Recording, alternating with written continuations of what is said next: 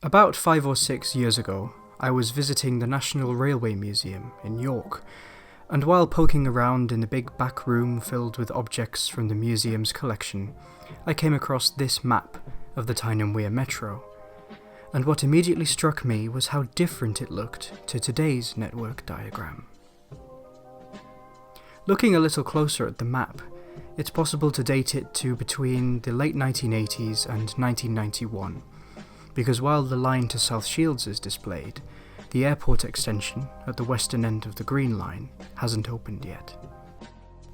But of course, what stands out most on this map is the inclusion of red and blue lines, as well as the green and yellow we know and love. But they've disappeared from today's map. So what happened to them?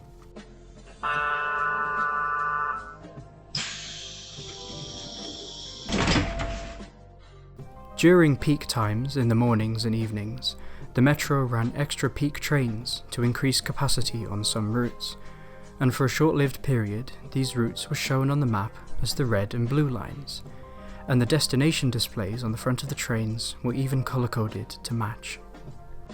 The Blue Line peak trains ran between St James and North Shields, where even today you can still see the third platform they used to terminate at. Sadly not in use today. Red Line trains ran between Peelaw and Benton, providing much needed peak capacity on the system's busy core section of track through Newcastle.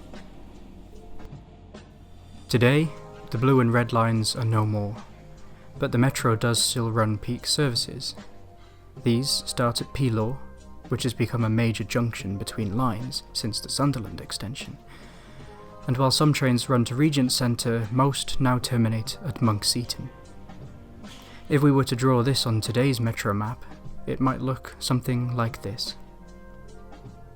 So, do I think we should add the red line back onto the map? No. I'm more than happy to stick with the classic green and yellow, for now.